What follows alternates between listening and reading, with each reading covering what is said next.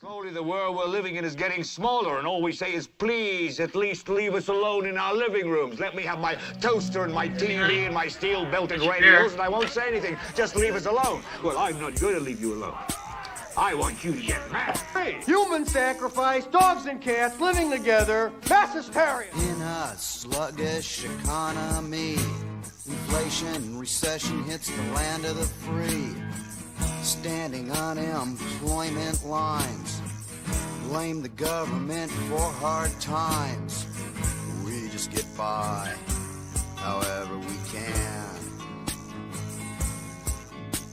We all gotta duck when the shit hits the fan. 10 kids in a Cadillac stand in line for welfare checks. Let's all leech off the state. Gee, the money's really great. We just get by however we can. We all gotta duck when the shit hits the fan. Soup lines, free loaves of bread, 5-pound blocks of cheese, bags of groceries.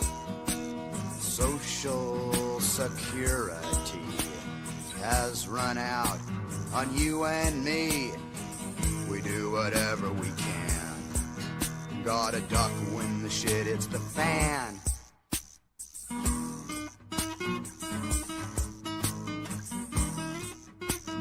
Doobity-doo-wop-wop, say what, yeah?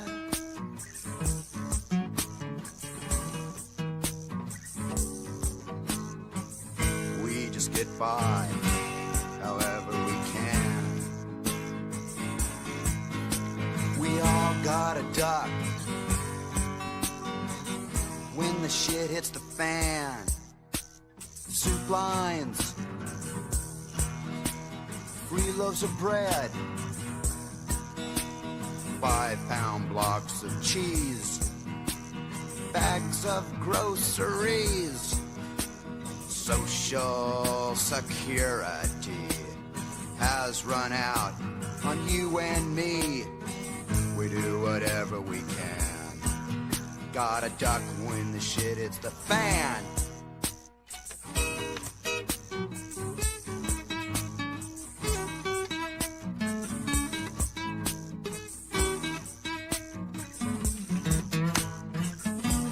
You're full of shit today. You're just being completely dishonest.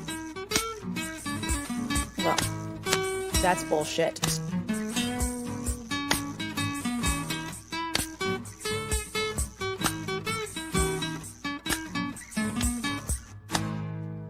Shut up, rent-a-cop. Welcome, ladies and gentlemen. While we await the arrival of Mr. SG Anon, Scott and I thought we would at least just chat a little bit before he gets here. He's on the way, and we have him for about an hour today. There was a little bit of a scheduling thing, but we've got that, I think, under control. So, Scott, how you doing, man, down in Arizona? Yeah, doing good. I'm a little bit under the weather, but getting over it quickly. And at least I have some sunshine. You're deep in the weather, it sounds like. Oh my God. In fact, yeah, you know, so part of where this opening was shot, I think what inspired it, I want to, hopefully this page I can share. I'm going to show you in the last couple of days what the water has been like up here in Washington State, and it's subsided a little bit. I don't know how, because it's been raining so much, but I want to show you a video from our friend Dave's property, and hopefully this works. So I'm going to share the screen here, the Facebook. Here we go. Okay, can you see this? I can. Okay. If you can make the video full screen, it'd be easier. There we go. Well, let's see how much.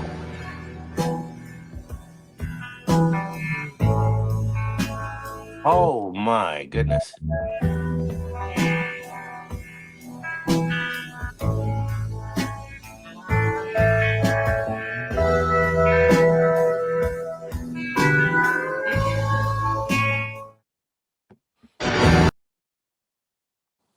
wow. right? Yeah. I mean, yeah, That means that the shack is an island. yeah. Yeah, that's up in the Packwood area, if anyone is familiar with Washington State. And there's, I mean, obviously Dave's property is right on the river. So yeah, we haven't been there in a little while. You A lot know, of good that's memories there. Yeah, oh my but gosh, that's where when in summer of 2021, Scott and I took the Airstream that I'd redone and had a bit of Scott's help on down to Shasta, and that's where we shot the Freedom Now video with Nick Alvear, who I believe we're going to be having on the show on Sunday as well. Sunday, yeah. Yeah. Evening. And yeah, and then we took it to Packwood. We took it down to the Columbia River to our friend well, it was through Mara and Haley and Richard, and had some amazing journeys in that. And then of course there was a fire. Geez, I can't believe that was nearly 4 years ago now. A fire in the Airstream, an electrical fire. And luckily I had insurance. In fact, I was so in shock trying to think of like, okay, what's the workaround here? And Scott taps me on the shoulder and says, you know, you have insurance, right? But I guess I thought insurance for an Airstream that I tow would have been more for, you know, if I got in a wreck or if I, you know, someone hit it or it came off or whatever. I wasn't thinking fire. So thank God I had that insurance. Holy cow. Yeah, it's amazing how the last 4 years have blown by. And it's just I mean, we're a decade into Trump now. You know, we've been in this rather strenuous journey for those of us that are awake. You know, I can't imagine what it would be like to be asleep. But I don't know. Maybe ignorance is bliss, but they don't seem very happy on that side of the aisle. So yeah, I mean, I think what we're going to cover with SG today is how, I mean, you know, we're looking at things like the whole Candace Owen, Tim Pool debacle that's been unfolding, and wondering, you know, how much is that is theater? How much does Tim have to do something like that for his income and sponsors, what have you? In fact, our friend Steve Collins, who I work on the music with, he said that Tim Pool's lost a couple million subscribers. I don't watch him that closely, so if anyone in the chat knows more about that, please feel free to mention that. I don't know if Scott has dug into that topic yet or not. Yeah, I mean, Tim is one of the hardest working guys in podcasting. He's just he's started out kind of on the left and sort of a centrist, Right. And graduated over to a little bit right of center. And he's made a fortune. He's made millions, but he's it's looking like a lot of that is maybe AIPAC money or Israel money or something along those lines. There seems to be an appeal to funding. It was an off the chain. Well, we've got SG. We got SG, so we'll welcome SG and we'll let him know. Welcome, SG. How are you? Doing well. Thank you for your patience with my arrival. It's good to be here. Absolutely. It's been too long. Yeah, I think since May. But yeah, Scott, go ahead. Catch SG up with what we were just talking about. I think it'd be a great topic to start on. Yeah, well, I'll just introduce it a little differently. So, when the Charlie Kirk assassination happened and all the events surrounding it, it was kind of overwhelming in a very interesting way. I've talked to other people about it, and everybody kind of pulled back from the news cycle a bit out of, I think, exhaustion.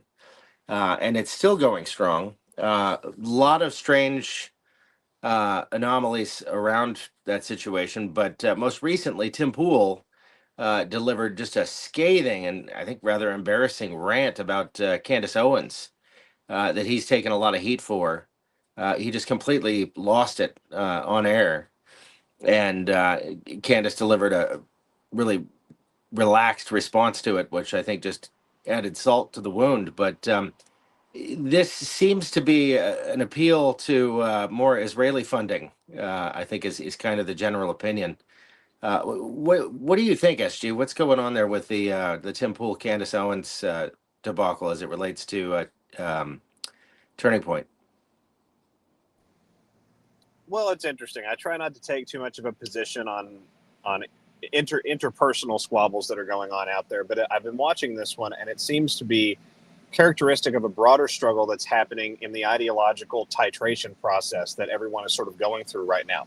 And we're sort of learning where we're at as a culture and as a people and as a civilization, what our concepts of America really truly are, what it means to be American, what it means to be German, what it means to be Irish, British, French. You sort of get the idea, on and on. Right. And so looking at what's happening right now between an influencer that is, and really we should call him what he is, he's a citizen podcaster, and he's a source of tremendous geopolitical commentary and influence in the American digital media landscape. We have that particular party who's been alleged a number of different times by other individuals, including Miss Owens, but there's other individuals also, as being literally financially rewarded for a specific angle or a specific bent or a lens on things. And you have someone else who, by the same token, in the other direction, seems extreme enough in some of those discourses to also appear financially rewarded in another fashion, sort of holding the attention either on the extreme right of one issue or the extreme left of one issue. And that's not to make a claim about that on either side. I'm not going to allege whether anyone in this operation that is clearly happening between the two of them is paid or not, and what their motivations and true intentions really truly are. But I would like to highlight that the journeys seem very different, very interesting, and at least on the part of Miss Owens, we have some pretty significant world-changing journalism that has come from her platform over the last 24 months. Whereas to Mr. Pool's credit, while he's got a lot of growth, a lot of expansion, he's got access to the White House press corps and things of that nature, and that's extremely admirable, and I'm very happy for him in that regard. We've not seen the same type of gritty journalistic work coming from that particular platform. And when we go and read a tweet that was put out on Mr. Pool's personal profile, ostensibly by himself, I think it was June the 9th or June the 8th of this year. You'll have to forgive me on the exact date, but the tweet reads something along the lines of, Israel is the nexus of morality and can literally do no wrong. And then the tweet goes on to explain that if Israel does it, it is good. And this is not me sort of adding hyperbole to the situation. This is a direct quote from that particular post. So wow. As you look at that, it's hard to sort of step back and appreciate what the true angles are. I think it's very interesting that this particular scuffle has been drummed up as a result of the Charlie Kirk situation.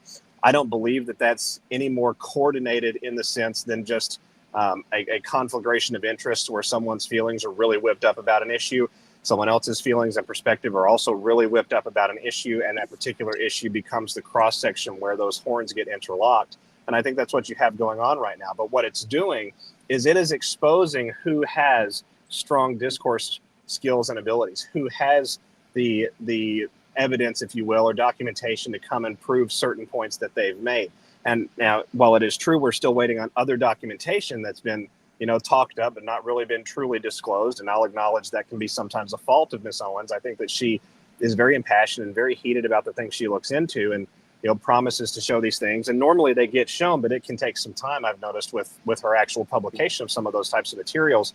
But regardless, we've got one side that has demonstrated a willingness and ability to do that on this particular topic, and the other side that seems to be just very, very emotional and, quite frankly, very upset. And while I empathize with that point of view, it does not do a great deal for the crowd that's more ideologically aligned in that direction.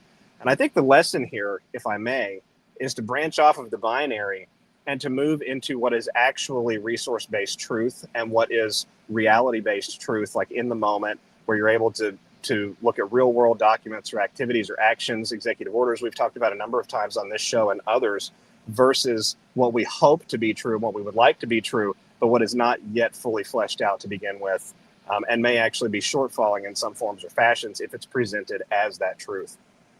Well, thank you for that. It seems like there's been such an attempt to inject emotion, into the cycle, which really does cloud judgment.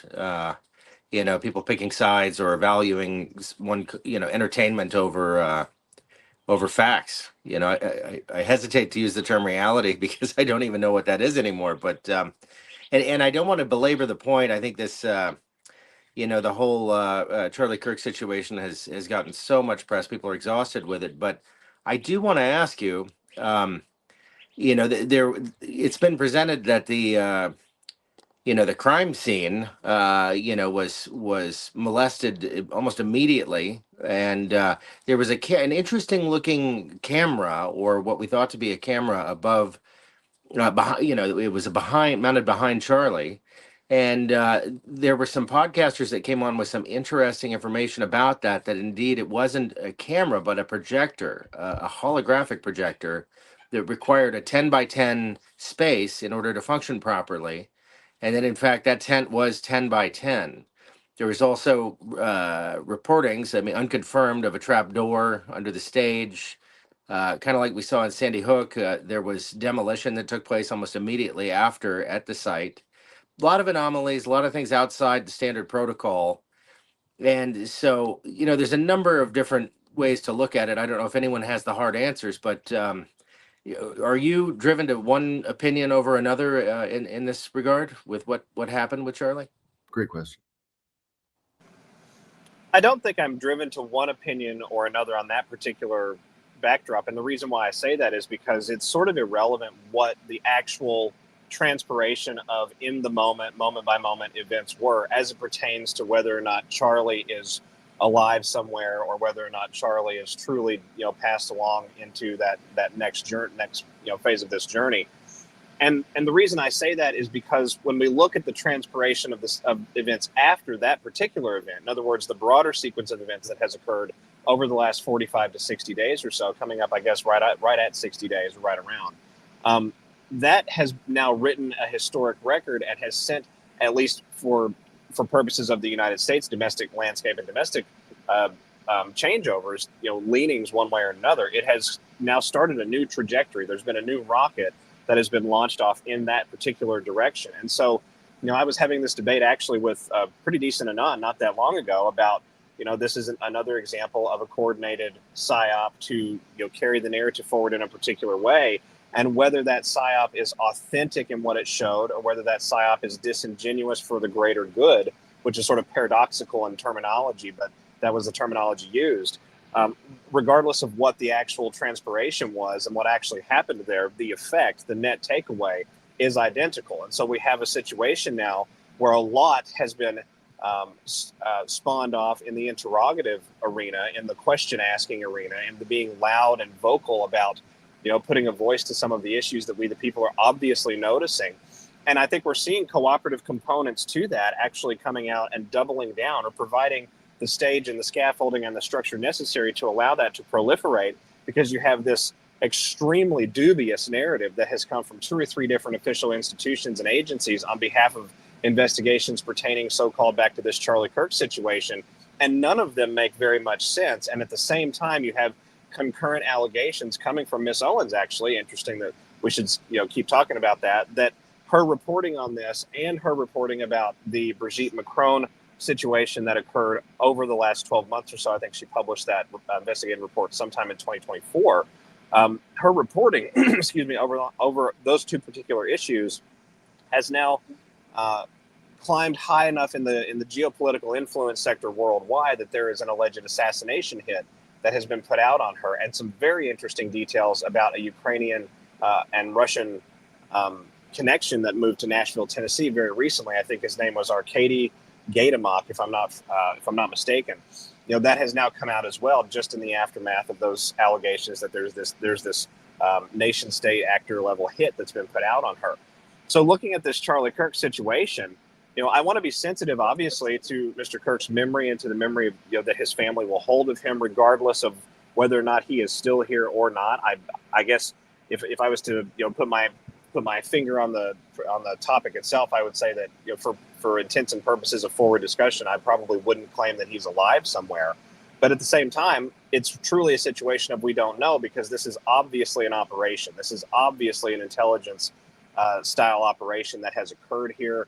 None of the ballistics information makes sense. None of the landscaping and terraforming information makes sense. The investigation being so open and shut so quickly, and now proceeding into this, this sort of court prosecutorial process in such a rapid amount of time makes no sense. All of the information that has come out from Miss Owens and other very good researchers out there about Turkey, about Egypt, about Miss Kirk's travels throughout the last 24 months or so, all of this should be tied up in a true serious investigative effort, yet it does not seem to be. But at the same time, as we look forward and what that has actually done, it has exposed the willingness of certain nation-state level institutions and organizations and entities to participate actively and very purposefully and very deliberately in what amounts to waging of war against we the people population groups, which under military law we would be considered unarmed civilians. And so what you have there is implicitly the committance of a war crime within a series, within a various sequence or cascade of escalating war crimes that I'm cautiously hopeful are going to come out before the end of this particular presidential term. Yeah, and it would seem that there's an awful lot of data points that point to Israel's involvement, both directly and indirectly, alleged by Candace Owens, alleged by others. And I'm almost wondering, because so much of this looks theatrical, and we're always asking, or is this the movie we're watching? And I kind of wonder what's being exposed here. What is the what are these optics designed to do? And this one's just all over the place. It's so hard to read. Well, what's interesting about that is, it deflects from being able to zero in on a particular investigative pathway. And that's why there really does have to be a sort of citizen journalism effort here that really needs a united front, because many hands make light work. And there's a lot going on with respect to how this event happened. I will share part of a conversation that I had about 3.5-4 weeks ago with a contact of mine who spent a long time in cross-border transnational criminal law enforcement landscapes. And one of their assignments over that period of time was about 26 or 27 years of that. One of their assignments was to go and actually do a mapping and a reconnaissance gathering style mission, if you will, out there for the entirety of the domestic U.S. landscape with respect to threat actors, and whether or not those threat actors were paramilitary, state-based, where they likely came from, the reasonable intelligence that we had about them at the time. And so that's been several years back. It's the information itself on that avenue would be a little bit outdated. But one of the things that they relayed to me about 3.5-4 weeks ago was that they had recently had conversations with other individuals that were still in that sphere, operating in this sort of gray area jurisdictionally, where they're not part of a specific agency per se, but they are an advisory, an additional arm, if you will, of several different agencies, depending on the laws of the state that they're working in, both in the United States and internationally. And one of the things that was relayed to him was with respect to the Charlie Kirk situation in particular. One of the concerns is not so much the Israeli involvement, which there seems to be some sort of Israeli connectivity in the background just based on the behavior of Netanyahu, the behavior of TPUSA as a result of that particular event, especially in the rhetoric, some of the pastoral pulpits that have come out on behalf of TPUSA. I think it was TPUSA Faith or TP Faith, talking about basically blood adherence to the state of Israel. So I can acknowledge that looks very sort of prima facie and obvious. But one of the things that was relayed to my contact was that they're far more concerned about the French, German, and Ukrainian intelligence operatives that are inside the United States and have been coming here for a long time, far predating the Biden administration. And one of the reasons they have a concern for that is because in Ukraine specifically, and one of the things that has been allowed to happen, that's what I'm trying to say, in Ukraine specifically, is that a lot of these multi-state forces, a lot of these multi-state actors or stateless pirate actors are able to go into the Ukrainian countryside on some sort of assignment, following some sort of paper trail or some sort of mission. And typically it's interagency cooperative, or it's joint force, this or that or the other, or it's an educational advisory tour or a teamwork fostering style environment. But what happens is, because of the laws on the ground in Ukraine and because of the stateless components of some of the Ukrainian government, in other words, this sort of like acting as a diplomatic immune entity while also wanting the benefits of a governmental entity at the international level. But of course, we know no border was ever filed for that governmental entity. One of the things that allowed is for that paper trail to end in Ukraine, and for these multi-state actors or these multinational or multi-agency pirate-based or stateless-based co-ops to then use Ukraine as a springboard into a mission or an undertaking or the fulfillment of some objective, essentially off book. And the paper trail would then show them as returning from Ukraine or from the Ukrainian countryside or from some cooperative intersectory force, typically in Eastern or Southeastern Europe, and then coming back to their own country. And you would not be able to sort of track and trace what happened on the interim.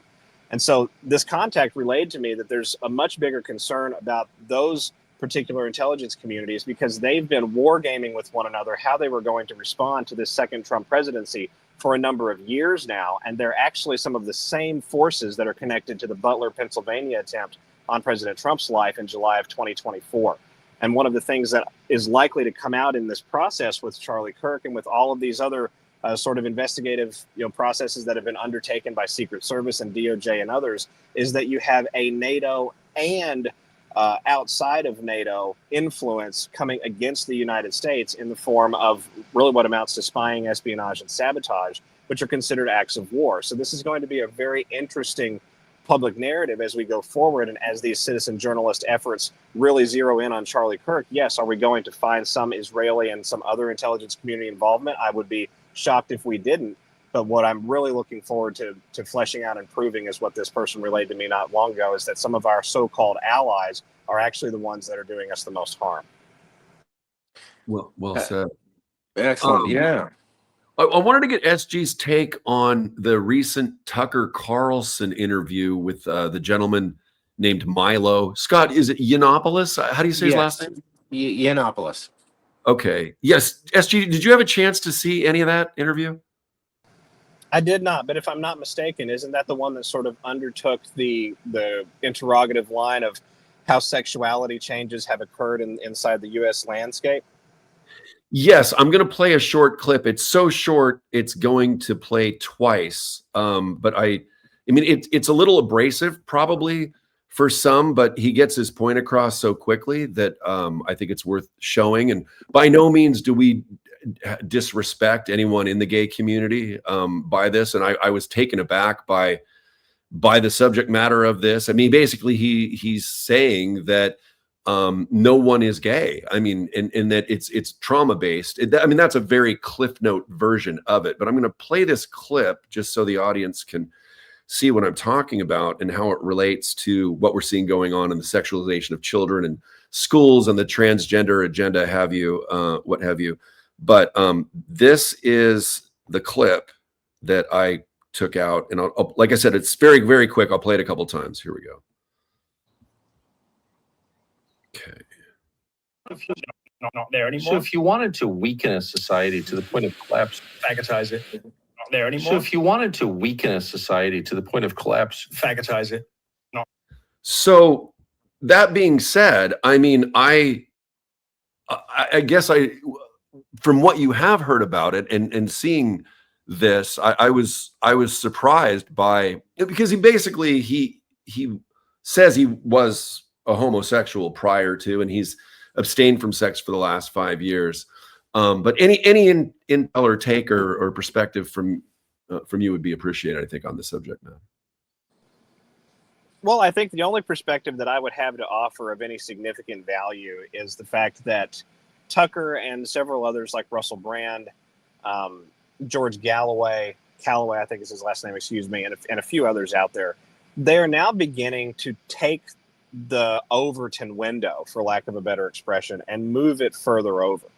And so you've got this willingness to engage in conversation and entertain lines of thought that have been seriously demonized for one reason or another.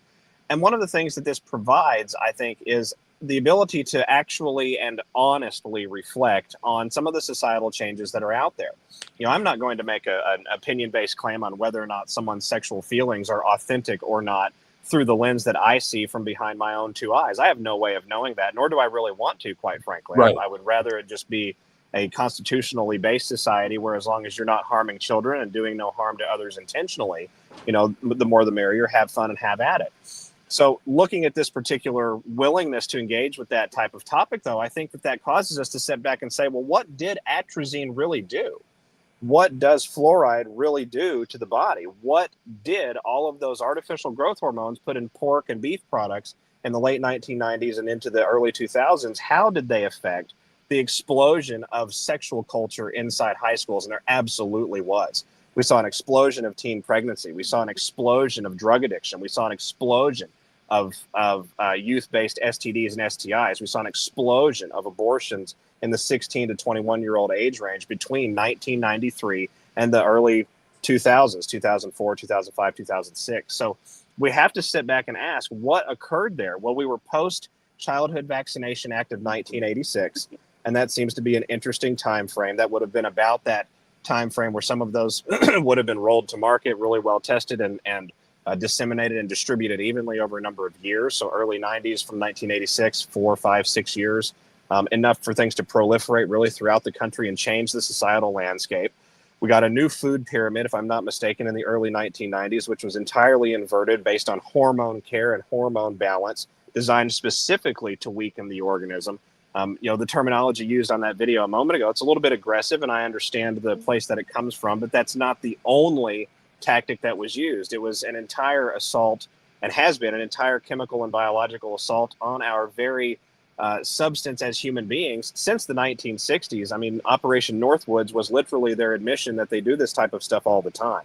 So looking at what has occurred, I think having an interview like that with someone, supposedly from that community at a prior time, now moving into this other way of believing and looking at the world and interacting with people, and certain things that this individual feels are acceptable now, or are not acceptable now that were acceptable back then, and vice versa.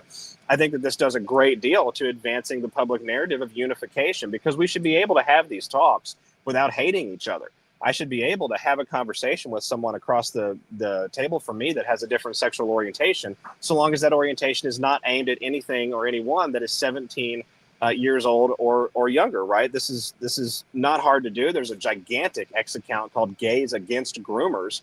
Yep. And it reads like an enormous MAGA account, for lack of a better expression of it, because the baseline understanding is that everyone wants to have the liberty to make their own decisions in accordance with their own conscience and their own relationship with whatever faith walk and religious worship walk they have.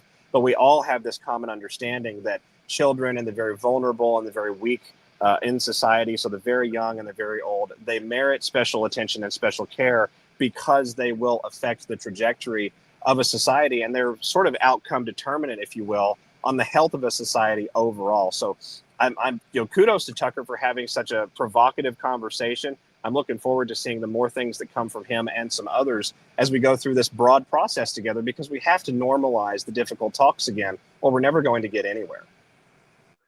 Very well. What a great response. I want to shift things just a little bit. We tend to find ourselves occupied with, again, what is theater? What part of this is a psyop? What message is being delivered? How are they trying to seed the consciousness, and in what particular direction, and who's doing the psyop? Because there's so many of them going on. But it would seem that over the past few months, there's been a bit of a stagnation. Things followed a certain direction, and it made things a little easier to parse together and figure out what the strategies behind all this were. But as of late, it's gotten rather confusing, and it's up and down and sideways, and it's just kind of nuts. A lot of people are becoming apathetic, I think, as a result. But here we have 3i Atlas out there hovering, or not hovering, but coming directly towards us. I think it'll be closest to the planet on the 19th, if I'm correct. And there's a lot of lore and a lot of observation about what that might entail. Removing the veil, so to speak.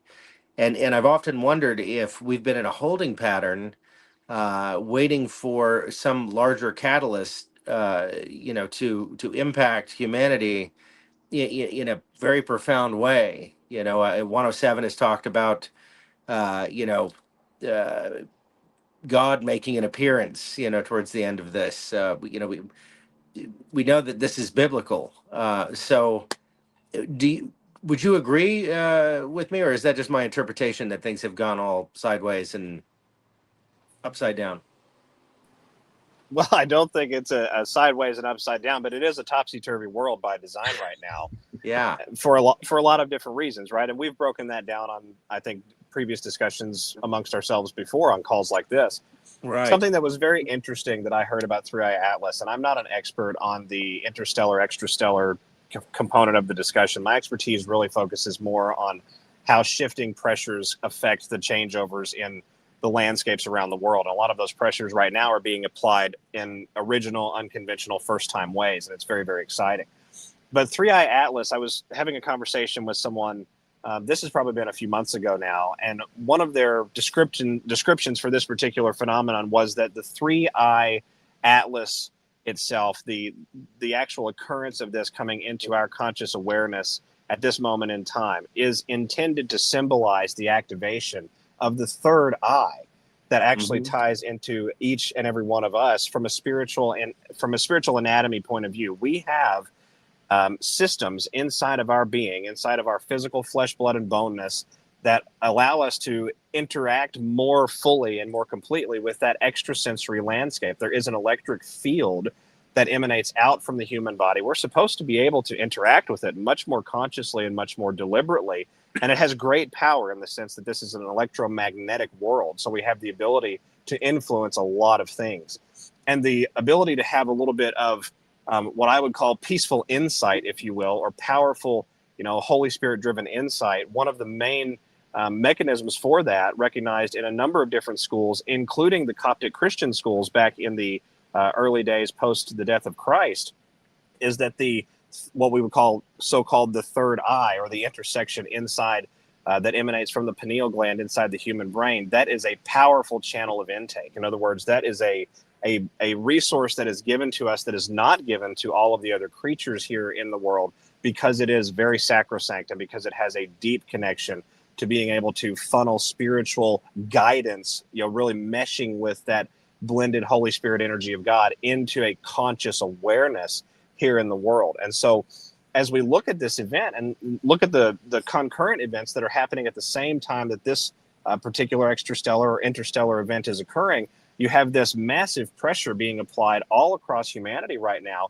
to decide purposefully and deliberately, what do you want? What is it that you as humanity desire? And I think all of us, as we look around the world and have conversations like this, we can boil that down to not a whole lot of many things that are relatively simplistic and straightforward. The ability to worship freely and in good conscience, in alignment with what our heart truly desires and how God meets us and speaks to and with us. The ability to rear our children, the ability to determine our future in a self-directive fashion, not to shy away from the difficult labor that has to be done, but to have true control over where that labor's outcomes actually take us, and to not have the system literally rigged where the scales have a concrete block on one side, and so there is never this ability to achieve that balance, which is the essence of all of creation, is balance. We live in a world and a universe that is entirely of balance, and so we're being asked, in my opinion, this is just my opinion, but with this particular event, we're going through a symbolic season right now under the heavens where we're being challenged to activate those third eye spiritual capacities, which I believe, and again, my own personal opinion, tie back to God's will for us here in the world. What do we collectively, as God's agents upon this earth, what do we want to do? Do we want to transform and improve it? Well, obviously. Well, how do we do that? Well, we don't really know how to do that. We should go ahead and stop and think about what it is we actually want and how to flesh that out. And maybe while we do that, we should focus deeply on our own spiritual anatomy and our own spiritual connection and try to achieve that prayerful, quiet place. That is how I look at the entire 3i Atlas scenario from a very broad lens. Wow. I like it. Very well said. There's a gentleman named Mickey that he went to an event in Florida this past weekend. And I wanted to play this clip for both you and Scott in the audience. And it's about him. I think he's a comedian, runs a radio show. He's just did a show with Joe Rambo and Dave and a few other folks.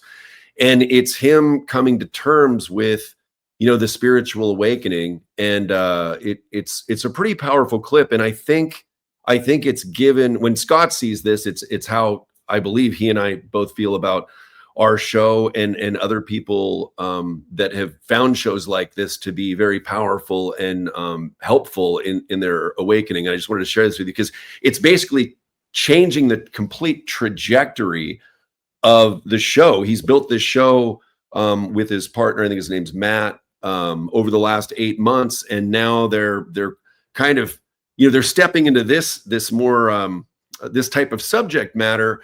And he might be losing people, he might be losing sponsors. It's very scary for him, but I wanted to share this with you, and I think it's very relevant to where people are at right now. So here is the share the screen.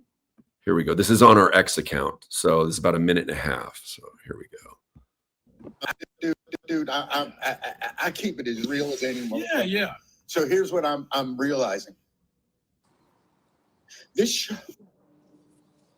show saved my life. This show, I'm saying it for real. It saved my life emotionally and spiritually. It saved my life, Matt. When I had nothing, I had this show. And I'm God damn it, I sound so fake right now. No, man, I don't think you do at all, because I feel the same way you do, in that this show gave both of us a little bit of hope to do something we love to do.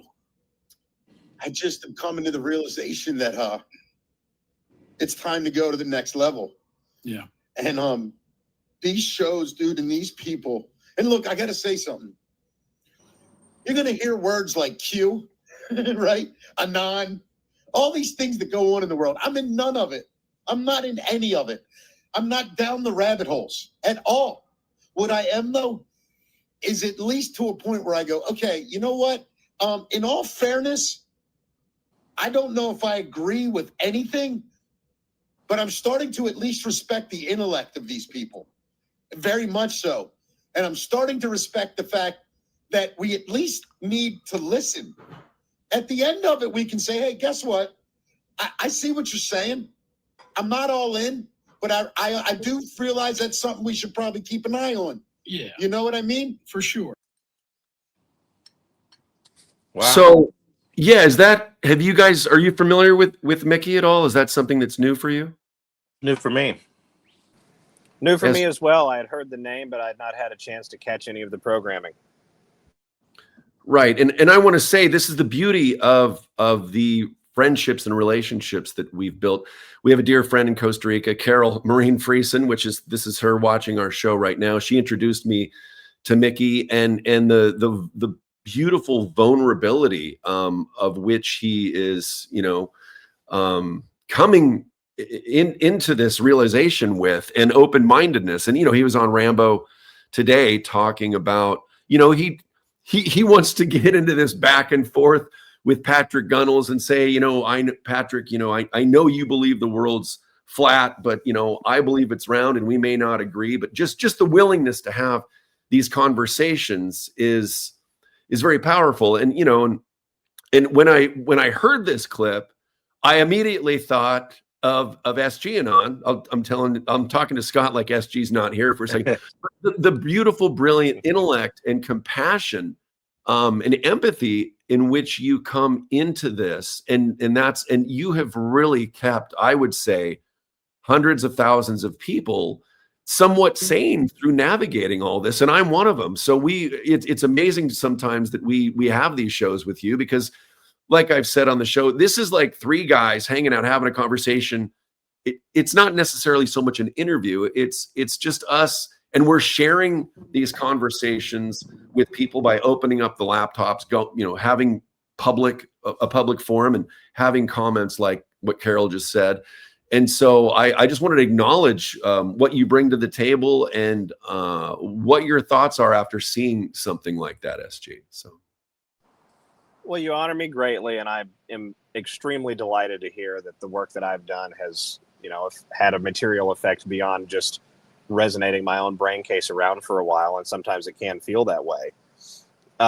With respect to that clip, though, I think that clip is characteristic of of what is happening at a macro civilizational scale across the entirety of the West right now, and it should not be underestimated. What was described in that clip and what was clearly on display there was not a theatrical component of anything. It was a genuine transformation of heart and a willingness to relay that realization to the community. In other words, my awareness is now more. And while I appreciate everything that has been and everything that has been created up until this point and all of the progress that has been made, it is not lost on me that so much more yet remains. We were talking about Three Eye Atlas just a moment ago. Do we really appreciate how enormous of a conversation just that one topic alone really is? Do we really appreciate that there is an entire underground infrastructure, a literal civilization that lives inside the crust of the earth, all over the earth right now? That's one of the things happening in Venezuela that nobody's talking about. The actual transformation of this planet from one of darkness and despair and not knowing anything, ignorance, and being without knowledge and without access to the knowledge and without the education and that awareness. It's becoming a planet of light where that access to knowledge is not only present, but it's being amplified, it's being glorified, it's being actively sought out and actively expanded. Humanity is focused now in a way that has never been possible before on learning the same sets of variables about this planet that we all live upon and are a part of. And you're seeing increasingly more willingness from international actors in the citizen podcast or citizen media landscape to have other international figures from other countries sort of along in their same peer range and along in what would make sense from a wavelength standpoint for them to meet up and have these conversations together. But you're seeing this happen across the entirety of the earth. Boundary lines, while important for our territorial countries and for our identities nationally as we go forward as a diverse array of peoples all around the planet, they've been essentially made irrelevant through the information ecosystem and this broad data-based digital age that we're all a part of. And we're realizing that we are a part of a much higher level of awareness that is possible, that there are things out there that, even if they sound ridiculous, should be explored and perhaps even aired out a little bit, because hardly anything is as ridiculous as what's actually coming out of the CIA archives with each new declassification. So seeing what's happening right now, the transformation of his point of view to one of respect for a group that perhaps before he was kind of like, yeah, I don't really know. That seems a little bit out there to me. That is just in my own opinion, it is expressive of a much broader process that is happening across the entirety of the West, and especially in the United States of America. And what it's doing is it's dissolving a tremendous amount of friction-based mind control trauma that prevents people from having honest discourses with one another because they're afraid of the outcome rather than the process itself. It is. It's a revolution. It's a revolution of authenticity. Authenticity is being demanded right now. There's a growing craving for that, which is so refreshing. And, I think it's amplified by the introduction of AI in so many areas of our lives and, all the obvious psyops and everything else. I think that's really feeding that. But I think it's a spiritual awakening and that I think is most readily observed in this craving for authenticity. Well, and I think you just hit the nail on the head, right? Authenticity means being authentic in one's purest self, in one's purest form. And if we're going to step back and define that, we probably all would define that in some paraphrased way as being the closest to God and God's spirit that we can possibly get. That is our purest form. We are photonic beings. We're not carbon-based. We have carbon in us, just like we have many other minerals and many other makeup components that go in to the flesh, blood, and bone structure, but we are light-based beings. And so the lighter that we are in spirit, the more full and the wholer that we are in spirit, the more authentic that we can be to one another. And that's the entirety of this process summed up really in just a couple of sentences.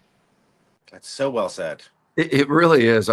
Did you have something you want to jump in with, Scott? I have one other clip that I can play in a little bit, but if you got something on the tip of your tongue. I was just gonna add what George was talking about in our show last night, that the highest frequency is the frequency of authenticity. And in a time where a lot of people are, filled with fear or dread or whatnot, I see a courage emerging, and I think it's emerging out of that frequency. I think people are finding hope in places that maybe they wouldn't have without that accompanying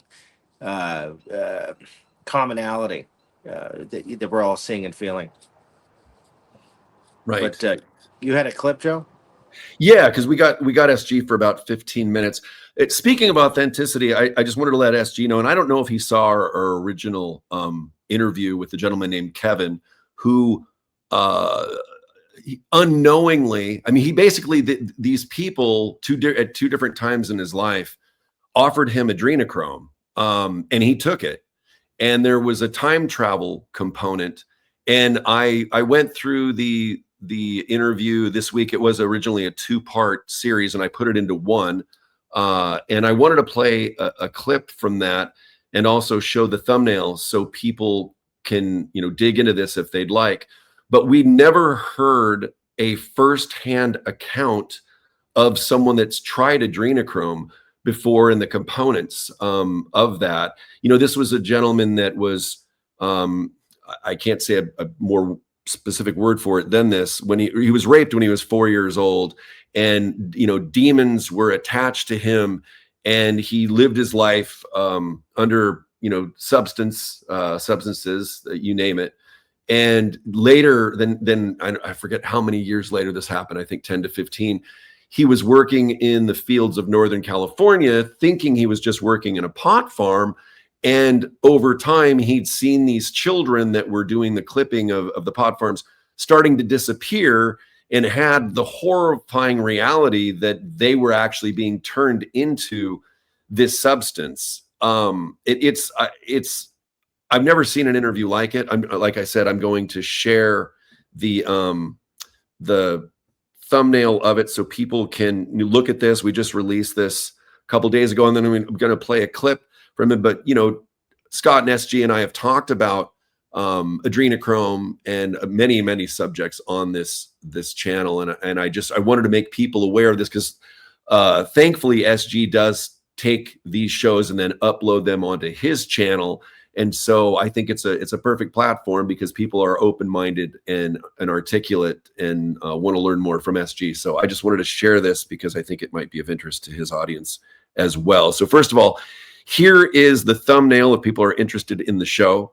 And then here is a clip from the conversation we had with Kevin regarding this subject matter. That's when the thing with adrenochrome is, I think that it has something to do with your spirit, and it helps.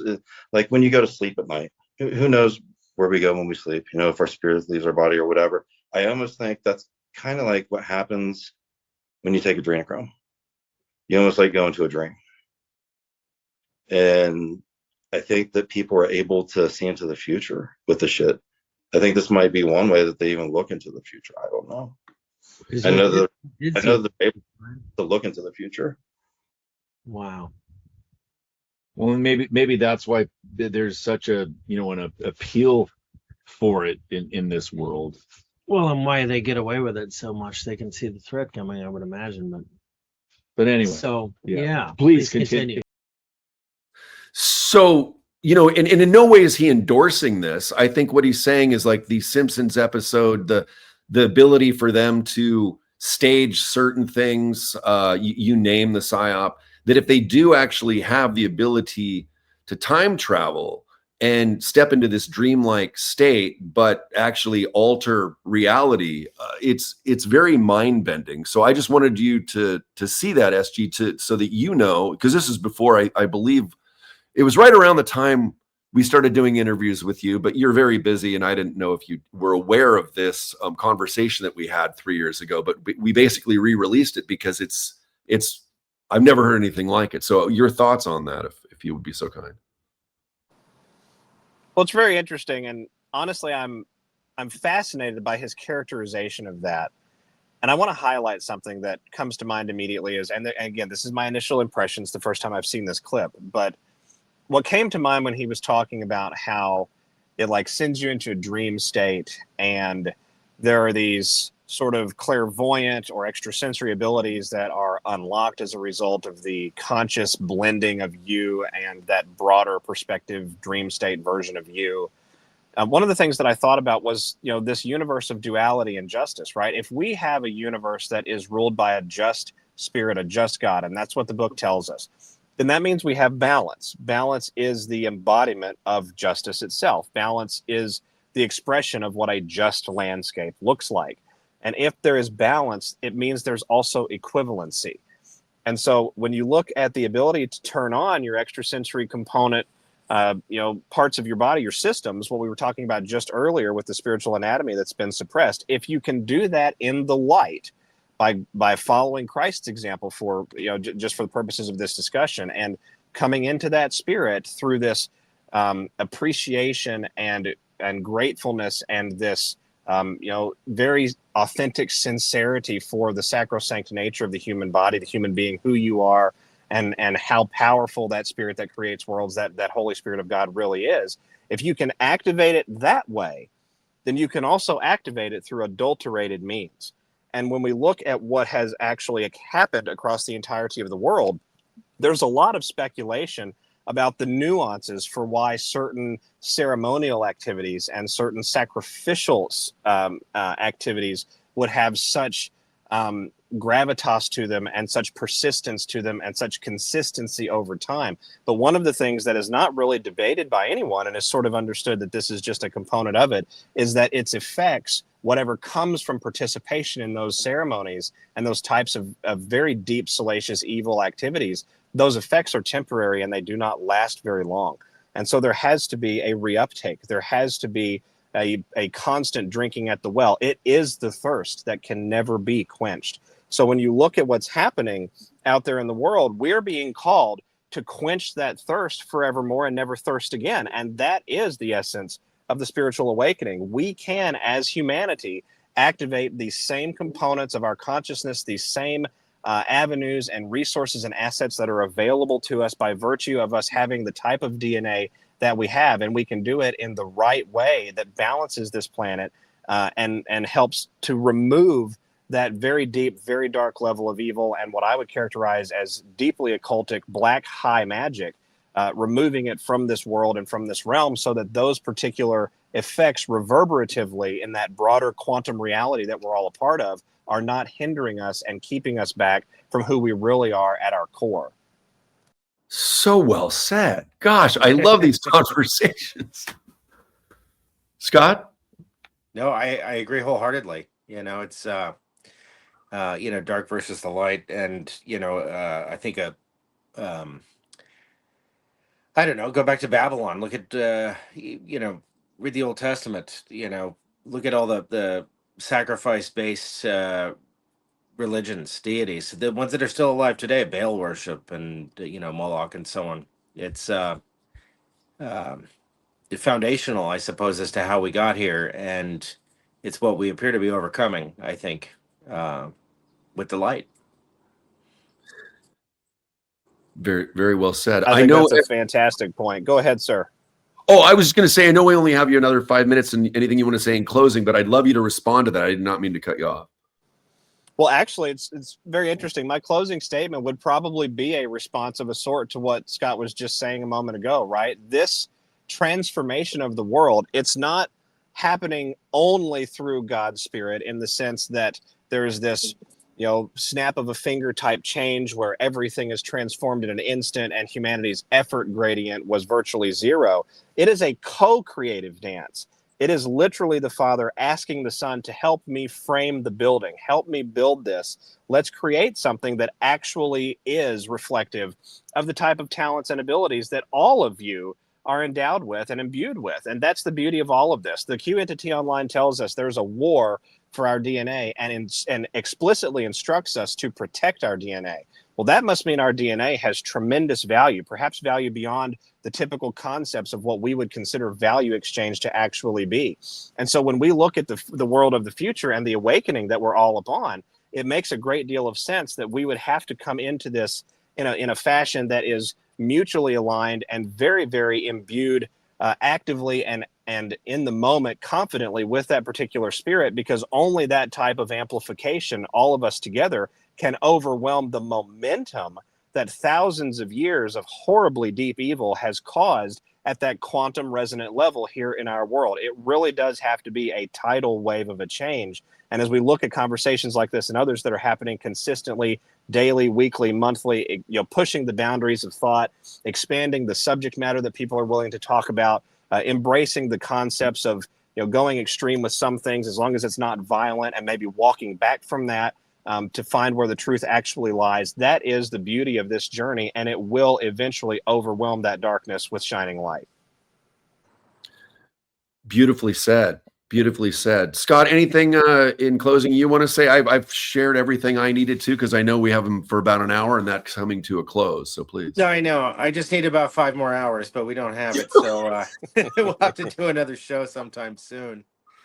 I suppose we're sadly at the end of the show, but SG, if you could stick around for a moment after the credits, that would be great. God bless all. Thank you for having me back.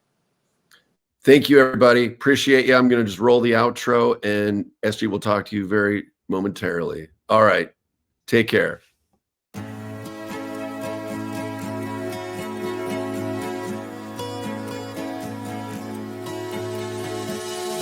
have known for some time something about the world ain't right. The darkness lives in plain sight. In the ether, adjust your eyes.